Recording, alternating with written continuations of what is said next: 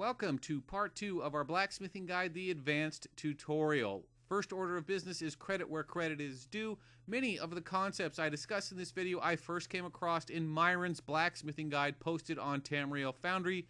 If you ever need video game advice, you could definitely do worse than taking that advice from a guy who still uses his old school EverQuest avatar. One final note, if you are unfamiliar with blacksmithing in Elder Scrolls Online, you can find a link to part 1 of this video, a basic overview in the bottom right corner. Now that we know how blacksmithing works, it makes sense that we're going to want to level it in the most cost-effective and efficient way possible. When crafting an item, the experience gained is based on the item level, not necessarily the item's size. So as we take a look here, a level 1 iron dagger takes 2 iron ingots to create.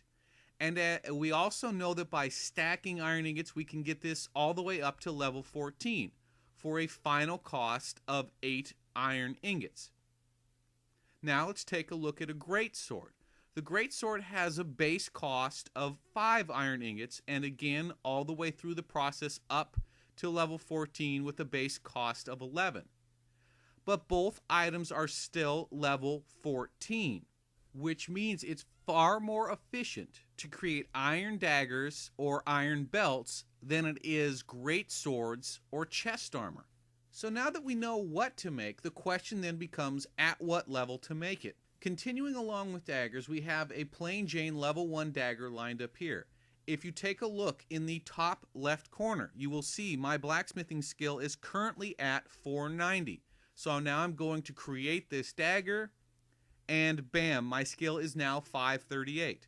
I gained 48 points. The dagger cost me 2 iron bars, so that's experience points of 24 points per bar expended.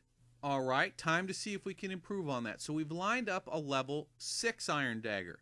Now this is going to cost us 4 bars. When I create the level 6 dagger, my skill goes from 538 all the way past the level cap of 640 and 25 points into the next level for a total experience point gain of 127 points. 127 points, 4 bars. Some simple math tells us that that is 31.75 experience points per bar expended. At this point, I went on to create level 10 and level 14 items, neither of which was efficient as level 6 due to diminishing returns. Regrettably, repeated server stress test crashes rendered those videos pointless, but I was able to confirm that level 6 daggers and belts are the most efficient way to level blacksmithing from the creation side. So, if we can get all that from the creation process, what can we get from manipulating extraction in the old double jeopardy where scores can really change? Well, as you can see on your screen, I have a level 1 dagger and a level 6 dagger. At present, my current blacksmithing skill is 25 points into level 2. So I'm going to extract the level 1 dagger, and what do we see? My blacksmithing skill has only went from 25 to 38. That's really not worth it, but that was level 1. So let's extract a level 6 dagger and see what happens. Again, my blacksmithing skill only went from 38 to 74. It's just not worth it. I understand I'm recuperating the materials, but ask yourself this question. If you are an ESO dev and you just awarded a bunch of points for someone creating an item, would you then give them those points again for destroying it?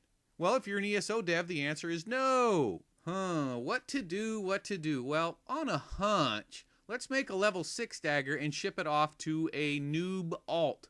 Here is the bank deposit and the withdrawal by Johnny Noob. Now Johnny Noob is then going to teleport to a blacksmithing station. Hey, we don't need no stinking pop-ups. We've got this kick-ass YouTube video to watch. Go away. Now, I want you to take note at the center of your screen. This is the same dagger I just made. In the top left of your screen, you will notice he has 0 blacksmithing points. He is an utter and total noob. So, let's begin the extraction process, and bam! 272 experience or inspiration points, if you will, for extracting a level 6 iron dagger. If you recall, when extracted by the person who created the iron dagger, he received a mere 36 points. So extracting an item that character did not create yields a roughly 8-fold bonus. Please note that these characters were on the same account, so it is character specific, not account specific.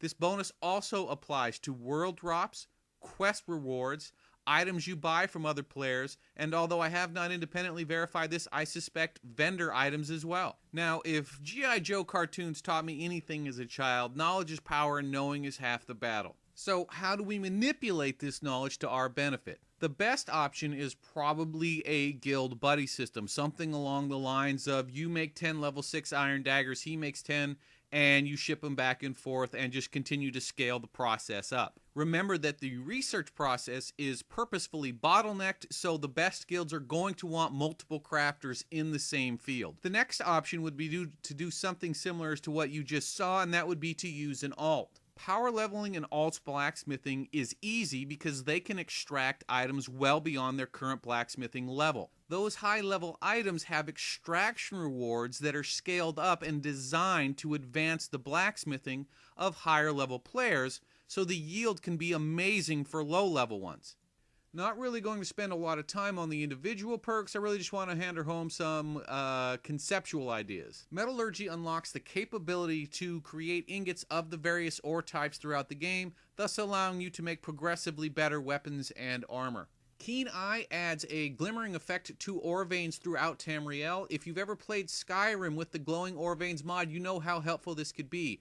I can't say that I would max this out early on, but I certainly would put in 1 point just to make sure my ore harvesting was as efficient as possible. Miner Hiring is a passive ability which mails you blacksmithing materials on a daily basis. Because those materials include both ore and improvement tempers, this is definitely worth your attention. Metal extraction makes the extraction process more efficient, really your judgment call here. Metallurgy can reduce your research time up to a maximum of, I believe, 20%, as that is one of the game's biggest bottlenecks, definitely worth some of your skill points. And finally, Tempers Expertise, which makes the use of improvement tempers more efficient. Now, you're going to have to make up your own mind here, but I do believe some of these abilities, specifically Metallurgy, which reduces the amount of your research time, are worth taking as soon as they become available, even if that skill point could be used to unlock or improve a DPS ability. This may be hard for some people to believe, but nobody cares what your DPS is against a level 15 trash mob. Remember,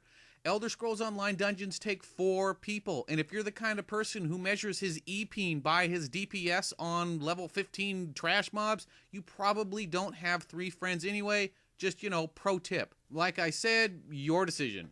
And that wraps up the advanced section of our blacksmithing tutorial. If you enjoyed the video or learned something new, a thumbs up would be greatly appreciated. Concerns, questions, you can just go ahead and leave a comment. I still try and reply to everybody, or shoot me a tweet at Dracobor. I hope you enjoyed the video. See you next week.